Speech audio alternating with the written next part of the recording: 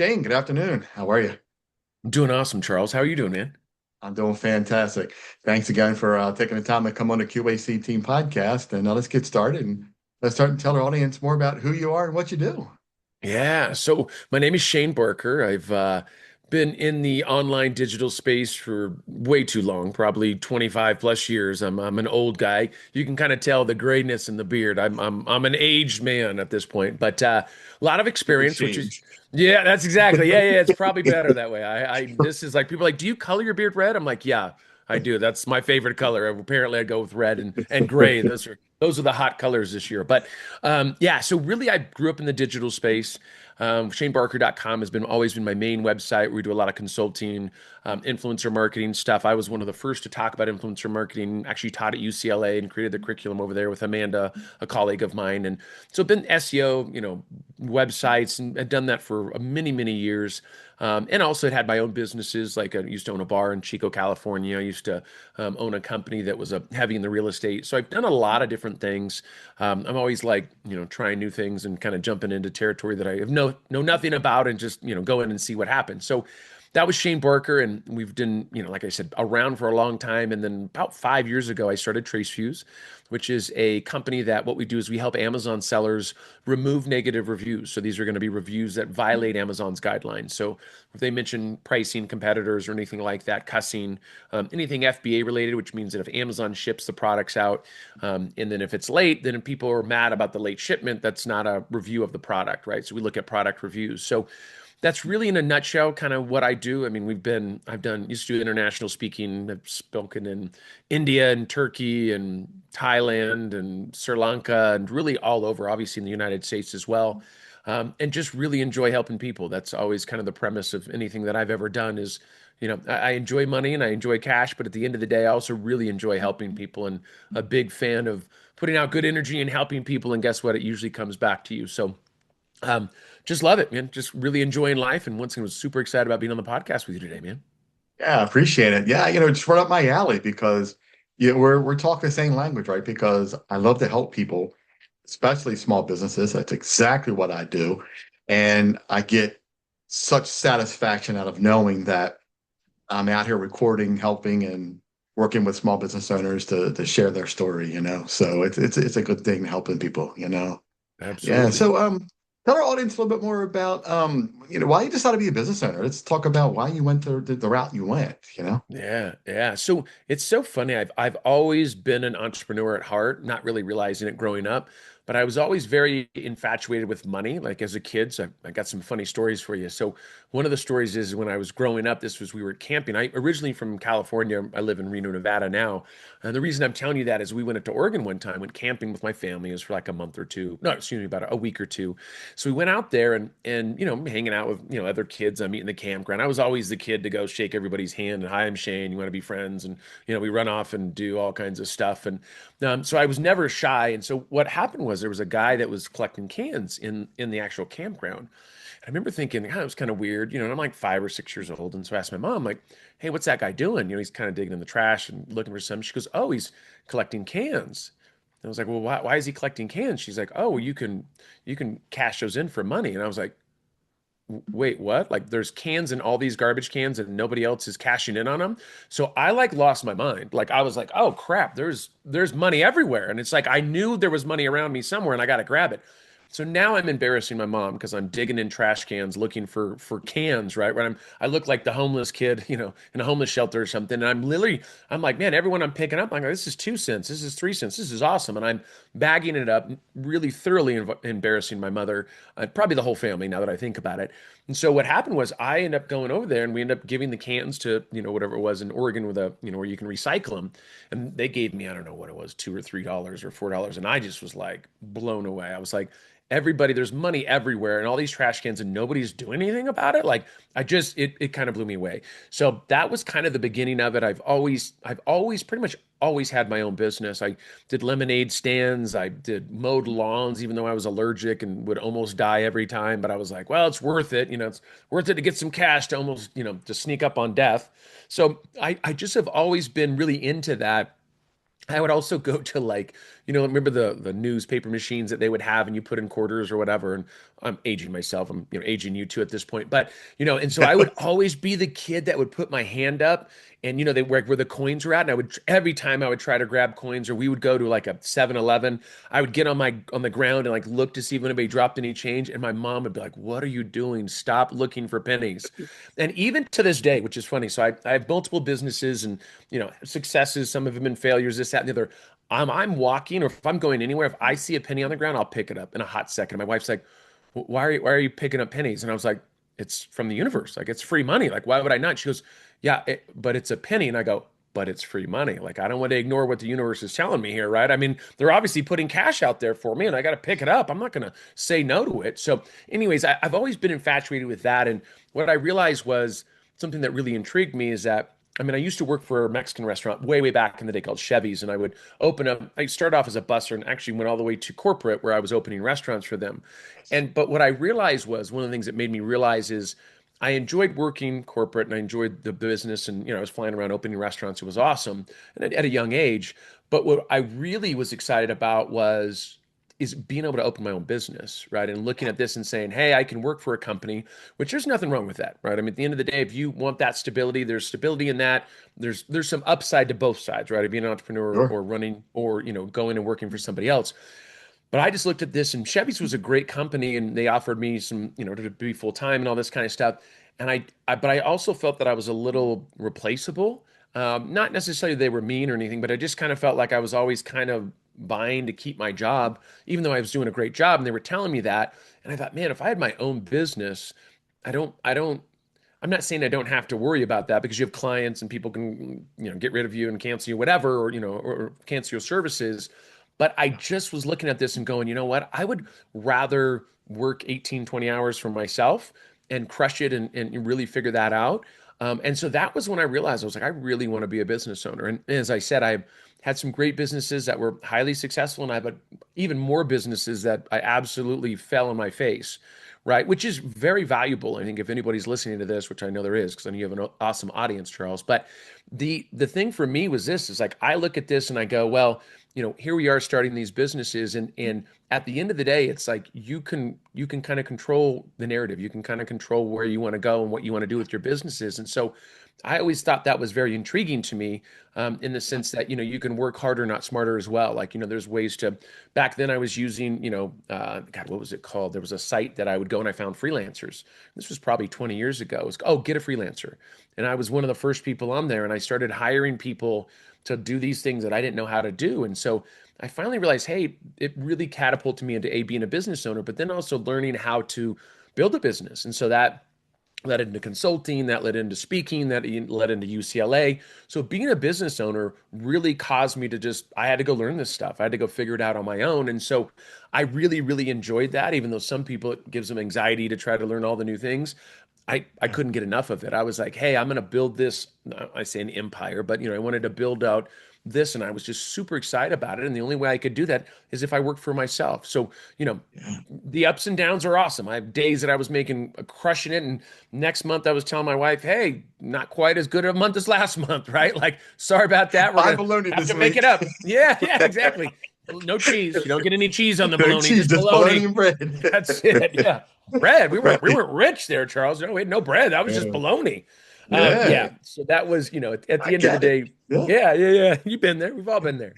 And that's why I love what we do, right? Because I share these awesome stories about business owners who we're sharing your story. We're talking about how you started, what are you doing? Where are you going? Where are you headed? At least the next question, is like, why'd you choose this industry? Let's talk about what made you go, this is what I got. Yeah, yeah. So Yeah. with shanebarker.com, with the main thing for me there was because I knew that I wanted to have my own businesses, and there was things that I did outside of marketing that I would own a business and then we would just do the marketing. So I always realized that like I was really intrigued by marketing, and that was always fun, and there was always new things, new platforms, new ways to market. There's AI now. I mean, there's so many different Yeah. things that you can do. There was always a learning curve, which I really enjoyed. But really, the way that I stumbled upon Tracefuse is an interesting story. A lot of entrepreneurs start their business out of necessity, right? They start something, they have maybe software companies they've worked with, and think, oh, these are all good if you put them together, but it doesn't take care of what I need because I don't want to go buy five software. So you go, well, there's an opportunity here for me to create my own software, assuming that you can do that and you have developers and the capital and all the fun stuff to do that. Well, what I looked at with Tracefuse was I was working with a lot of direct to consumer D2C customers on shanebarker.com consulting. And I'd always wanted to have like a SaaS-based product, where it's like where you're like making money in your sleep and all the fun, all the fun stuff that goes into that, right? I mean, who doesn't like to sleep and wake up with cash in their pocket? So, here I am, I'm trying to figure out how to do this. And I was talking to some of my customers and said, hey, I know you guys sell on Amazon. What's your biggest pain point with Amazon? And they said, hands down, the reviews. Everybody said the same thing. And I had probably 4 or 5 people I talked to, all separately. And so I said, huh, and the reviews. And so I thought, man, I can crack this code. I can absolutely figure this out through Tracefuse. We're going to make this happen. Well, I was humbled very quickly. I thought it was going to take a few weeks or maybe a month to figure it out, and nobody else had figured it out. So I thought, I've got resources and money. Well, this is going to be a no-brainer. Well, Charles, it took me 2 years to figure it out, to crack the code. It was not easy. So we talk about the hey, do I pivot? Do I keep going? Do I not keep going?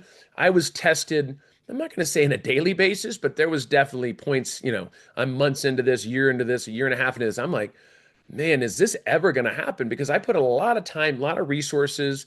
It was Yeah. bleeding out, not bleeding, but my other company was subsidizing it and paying for this. So I'm like, Gotcha. this is all money I could have had in my pocket. So that was kind of how we jumped into it. And we finally, after about 2 years, cracked the code.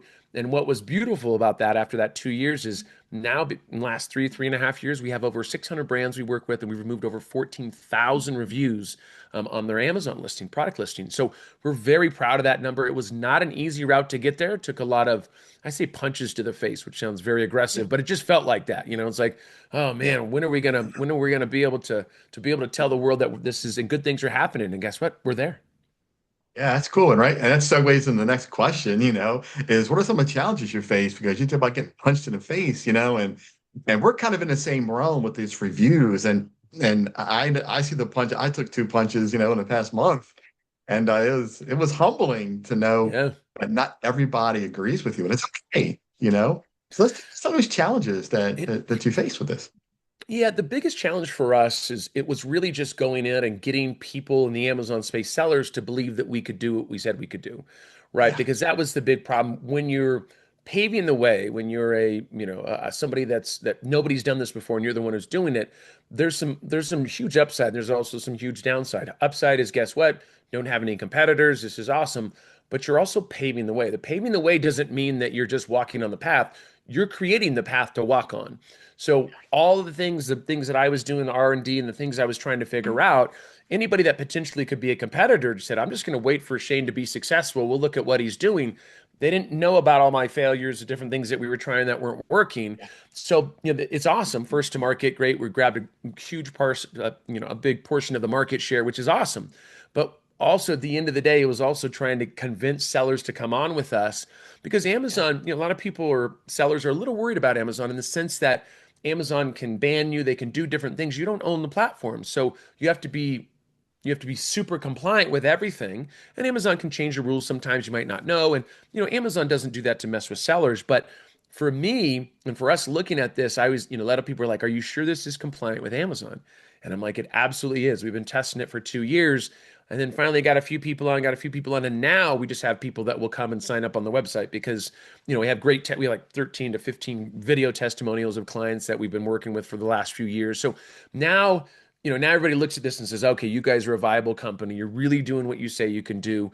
Right. The other hard part for me too was when we started this, I didn't have my face on the company because I was like, I don't think I really need that. Well, guess what? People started to go, well, are you a legit company? Are you a Chinese-based company? Are you like, like I don't know, right? Because it's a little bit can be a little bit of a funny, people always assume reviews are like black hat and removing them, you like have, briefcase full of money in an alleyway or something and it's all dodgy and stuff. That's not what we were doing. And so what I did was, hey, I'm going to put my face on the company because you can look me up. You can see that I taught at UCLA. I mean, I spent all this time on my branding, my personal brand. And so now that helped validate this next business and saying, hey, why would I, if I was going to scam people or steal people's money or whatever they were assuming, Now you can go and look me up and see that I have a long history, that I'm ethical in the way that I do business. You can look at my own reviews. There's a lot of good things that happen through that. But once again, that was one of the biggest challenges was really getting people to trust in what we got going on. Yeah, Now, like I said, we just have people that sign up. So it's awesome. yeah, and that's what I love about it because I tell everybody all the time, if you just Google any company that removes reviews, 99% of them fake because you can't just remove reviews. Google is not going to remove your review. That bottom line, hands down, they're not doing it. Yeah. You and I both know that. Yeah. And when you Google that stuff, these companies are it's just so much out there that's so not legit. And you Yeah. come across Shane Barker, who is making this happen for Amazon, and it's legitimately working. That's amazing. To me, that says that we're in the right path, we're in the right direction Yeah. because we're helping small businesses and we're helping people understand that the truth will be told. That if this review was not real, we talk about it. Let's get rid of it. Let's do what we have to do. Yeah. Agreed Yeah, 100%. love it. I love it. And Yeah. that's what I love about the way I handle it is I tell the truth. It's not about, well, the customer said this, I can't do anything about it. But what I can do about is share your story and share your truth. And then I find my truth when I Yeah. go undercover and help your small business. Love it. I love that. I absolutely love that. Yeah, I love your business model, especially because you're helping people, which is it's always that keeps the heart warm and full, you know? Yeah, and I was telling you about the two punches I took, early on when I understood, again, like you, I had to pivot 9 times in a year to find my right niche with this thing because it was a challenge, And but once I was punched in the face twice with those two clients that kind of didn't like what I did, I don't think they really realized how valuable Yeah. my service and system, just like with you, right? They didn't realize how valuable it was, and what I was trying to do for them. And it's okay. I moved on. I've got plenty of businesses to reach out to and talk to and record and visit and take care of. So I'm not going to let those two stop me. I know I have a good legit thing like what you're doing. So it's an awesome thing, right? So, you know, we're out of here. We're talking about the industry. We talked about what you're doing. We talked about your challenges. So what's the expectation for Shane Barker next year or two? What are you hoping to get moving at this with this business by next year or two? Yeah, so it's funny. Like historically, I've always been somebody that wants to, grow more product offerings and grow this big company. Really, what I'm doing with this one, and this is my own lesson in not listening to my ADHD, and I'm just focusing in on the review thing. Like literally, not doing consulting. We're not doing any of that stuff for the Amazon space. We have 600 customers, obviously 600 brands that we work with. So, and there's 1.9 million active sellers on just the US platform on Amazon. So, we are the biggest company, but guess what? There's still a lot of room for growth there. So, what I'm doing is just hyper focused on, podcasts, creating great content, educating sellers on what we can do. My goal is to grab as much of the marketplaces or, market share as possible. And so I'm just going to focus and go straight on that. I'm not going to go jump into like Google or, Yelp or any of these other platforms. I didn't know this, but Amazon is the hardest to remove the reviews, and I can verify that. Once again, taking 2 years to crack the code. But the good thing is now we've cracked that code. Now we're heading that direction. I'm just going to do hyper focused on my product here. Obviously, we have our software that we built that's proprietary to us, and we're looking to obviously improve that. We've got a lot of cool things that are coming out, like a ROI calculator and some really cool features. And so I'm just going to stay hyper focused on this, man. Instead of hey, this business is going, go look at another one. I'm just going to focus on this the next year or two and just once again get the word out to as many sellers as possible and once again help as many people as we can. Yeah. And I think that's awesome because you care about those sellers, the people who are trying to make a business for themselves, feed their family. They're Yeah. not a big corporation. There's somebody like you and I who's selling a product, and you got people out there who are obviously using AI to put all this phony information out there about the company, and now you have to defend yourself the best you can. And you Yeah. come along and like, well, let's make sure we can take care of that, and make it right. Yeah. We do the same thing. It's all about making it right, you know? That's exactly it. For me, it's evening the playing field, right? If somebody gets attacked Yeah, in the Amazon platform or something, the other cool thing is too is that we do monitoring. So we monitor those ASINs of their products moving forward. So if they get attacked, my team will already be on top of it and filing cases for them. So the monitoring was something we added later because we said, hey, guess what? It's awesome to clean up their listings and get the negative reviews done. But what happens if they get hit again, right? What do we need to do there? yeah, So yeah, man, we're yeah, two peas in a pod, I'll tell you. yeah. So, without too much detail, I'm just curious.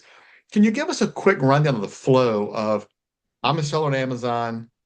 This is happening. What do I do? How do I, what's my process to reach out to Shane Barker to have my review looked at, maybe get it removed? What's the whole process? How do we contact you with, if we want to use this service and make this happen? Yeah, I mean, what I would recommend is we actually have a free tool that they can use on their own and try to remove their own reviews. They don't even need us. Oh So what wow. it is, yeah, it's an Amazon review checker. It's an actual tool that we created. It's what we use internally. But what happens is they can put in their ASIN, or really it's a unique identifier for Amazon as a SKU, a product. They can put in their ASIN. So if they go to the website, I'll give you a link, so we'll put it in the show notes as well. But they can click on that. They can put in their ASIN, verify their email address. They'll actually get a report that will say, hey, of your last whatever 50 reviews, these are the ones that clearly violate Amazon's guidelines. It'll tell you exactly why they violate Amazon's guidelines. They can actually use that to be able to do it and do case filings with Amazon to get those reviews removed.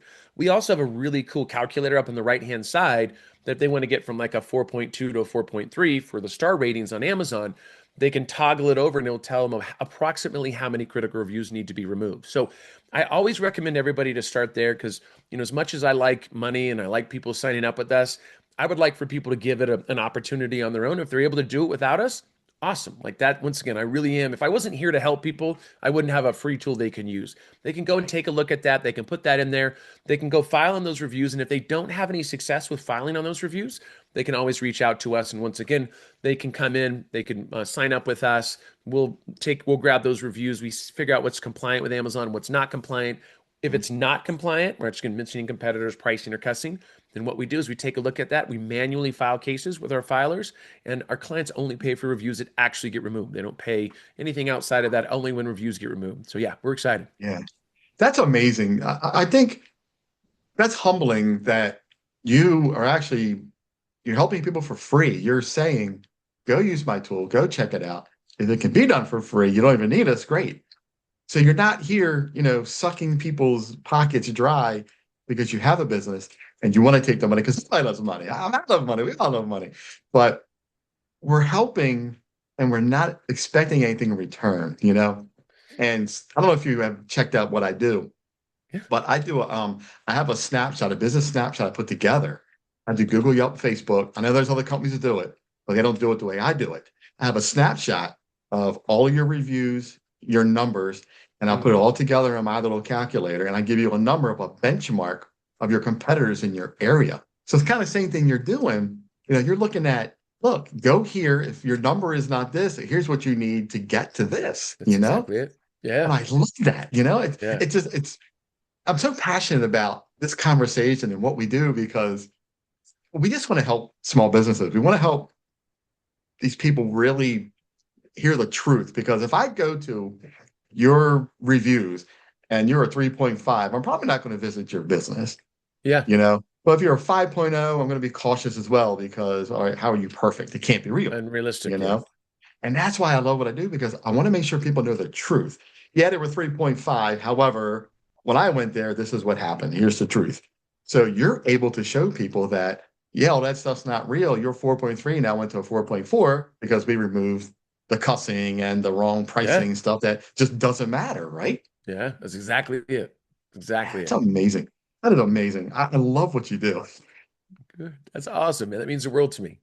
Yeah, that's man. So, what do you got left for? With the last few minutes left here, share something with the audience. Just something, of the nutshell, something that just overall everything that you want to talk about we discussed today. Give us one big takeaway. Yeah, I mean, I think for my big takeaway is that, just to tell sellers that it is possible to make reviews. You absolutely can try it on your own. We have that free tool that is an option for them. We'll always be here if they need backup or if they want us to file cases on their behalf. We can totally do that. And also, if you're an entrepreneur, you're a small business, like understand the value of what your services are, Charles. I mean, obviously, at the end of the day, you're evaluating reviews. Most businesses, if you don't know what your reviews are, you're at risk. I mean, you just are. I mean, everybody's using reviews. They use Amazon as a place to go look up products. If you got terrible reviews there, guess what? That's going to affect your whole business. So, what's Yes. important is don't ignore reviews. Right at the end of the day, they're going to come no matter what. You can ignore them, but they're still happening, and it can really hurt a business if you're not paying attention to what your reviews are. And what you're doing, I think, is amazing because you're going in and making an evaluation and saying, "Hey, let's do a little evaluation of see where you guys are at today." And if you're ignoring that, it's not going to go away. Your reviews, that if you just don't look, that doesn't mean that nobody else sees them. Everybody else is seeing them. So you want to make sure that you're Googling your business name, your own personal name, looking at the reviews there. Somebody might attack you, something might happen, and you really want to have a plan for that. And I think what you're doing is the evaluation of it as a starting point is a great way to go because it might be a little scary to do that, but it's like going to the doctor, right? No, I don't want to go to the doctor because they might tell me something bad. Well, guess what? That doesn't mean something bad's not happening, right? Like you still got to go. You got to make that happen. So once again, I Yeah. wanted to give you kudos on what you're doing because doing an amazing job. Thank you. I appreciate that. That humbles me to say, to hear that we are doing amazing things, and I know we have a bright future. You know, I think what I would love to do is find these small businesses who are just starting out, who don't have reviews or have few reviews, and let us come in, interview on the podcast, let's come out and record in your location. Let's get you started. So Yeah, you have a good absolutely. starting point to say, because people can see and feel and hear your energy on the podcast. Like, your energy is just like mine. We're matching energy, man. We're fired up, we're passionate, and that's what drives us, and we want people to see that in your business as well. And it can match your reviews, right? So if you're a humble, honest business owner who's trying to make a living for themselves, let it show in your video, let it show in your review, let it show in my recording, and then your reviews will speak for themselves and people visit, right? It all just goes together, Yeah, absolutely. right? Yeah, it goes hand in hand, man. I love that. Yeah. And then if they have problems with the reviews, well, guess what? Shane Barker's going to help you fix them. That's it. Absolutely. We'll be I there. love it. Yeah. Shane, what a great podcast, man. I'm so thankful and grateful that you come on and share your story. I know it wasn't much of a short time. I would love to dive into this deeper with you, to get a lot more knowledge from you. This has been a great, great podcast interview. I really appreciate it. I appreciate it, man. Thank you so much for the interview, man. You're doing awesome things for small businesses, and that means a lot. Thank you. You as well, man. Absolutely. Let's keep in touch. All right. We definitely will. Appreciate You've been listening to the Q.A.C. Team podcast with your host, Charles Luttrell. Connect with us on the web at QACteam.com, TikTok at Q.A.C. Team, Facebook and Instagram at QAC.team. Thanks for your support.